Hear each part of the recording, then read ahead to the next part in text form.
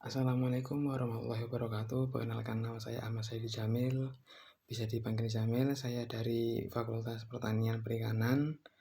Di sini saya juga semester 3. Saya di sini akan menjelaskan tentang sejarah pertanian organik. Pertanian organik itu mulai muncul pada abad ke-20 sebagai tanggapan dan dampak buruk bagi pertanian modern. Tokoh-tokoh seperti Sir Albert Howard di Inggris, Rudolf Steiner di Australia, dan J.I. Rondell di Amerika Serikat menjadi pelopor utama gerakan ini. Mereka mengenalkan sistem pertanian organik yang meniru proses alami di alam dan menjaga kesuburan tanah dan bahkan bisa menyeimbangkan ekosistem itu sendiri. Sejak 1970-an, pertanian organik ini berkembang pesat di berbagai negara, salah satunya Indonesia, karena meningkatnya kesadaran akan pentingnya lingkungan dan keberlanjutan sumber daya alam. Dua keunggulan dan kelemahan pertanian organik dibandingkan pertanian konvensional. Satu, keunggulannya ramah lingkungan. Kedua, kesuburan tanah terjaga karena menggunakan pupuk alami yang membantu menghidupkan mikroorganisme di dalam tanah. Yang ketiga, produk lebih sehat, bebas dari bahan kimia. Yang keempat, nilai jual lebih tinggi dari tanaman biasanya karena menggunakan pupuk organik atau pupuk alami. Kelemahan pupuk organik, hasil panen awal rendah karena tanah pada waktu itu untuk pulih dari bahan kimia sebelumnya, dan juga biaya dan kerja cukup tinggi karena memerlukan banyak perhatian dan kerjanya memang sangat berat. Yang keempat, proses konvertasi tanah itu 2-3 tahun. Yang keempat, risiko terkena hama karena tanpa pestisida sintetis perlu strategi alami yang lebih rumit untuk mengendalikan hama tersebut. Yang ketiga, cara mengubah lahan pertanian kimia menjadi pertanian organik. Itu yang pertama, menggunakan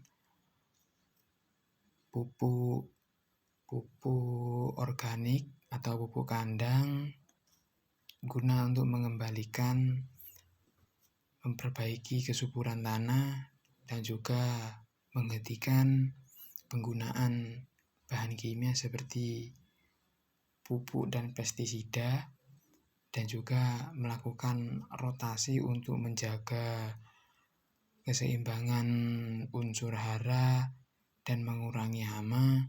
Yang keempat, mengendalikan hama secara alami menggunakan tanaman pengusir hama atau predator alami.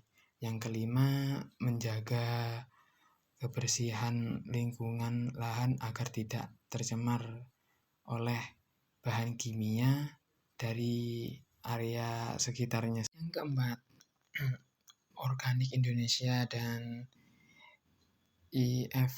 IFOAM. Organik Indonesia adalah gerakan nasional yang mendukung pengembangan pertanian organik di Indonesia. Organisasi ini berfokus pada pelatihan petani, bimbingan petani, dan pendampingan produksi, dan juga sertifikat produksi dalam negeri agar memiliki daya saing di pasar nasional. Sedangkan IFOAM yaitu organisasi payung global untuk gerakan pertanian organik. Itu didirikan pada tahun 1972.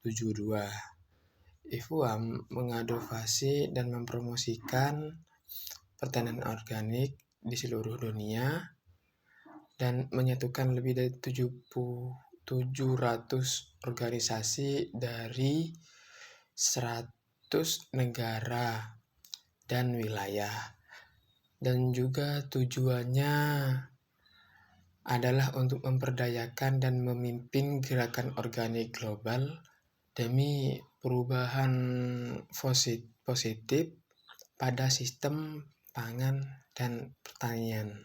Apakah mungkin penerapan pertanian organik di Banyuwangi? Tentu saja bisa, dan juga di Banyuwangi itu sendiri tanahnya subur dan juga sebagian besar tanah di Banyuwangi berasal dari abu vulkanik, sangat cocok untuk tanaman pangan dan hortikultura.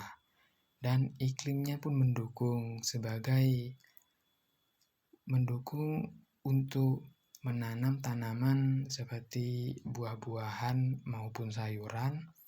Dan juga banyak petani tradisional yang sudah terbiasa menggunakan pupuk alami untuk dipupukkan ke tanamannya, dan itu sehingga mudah untuk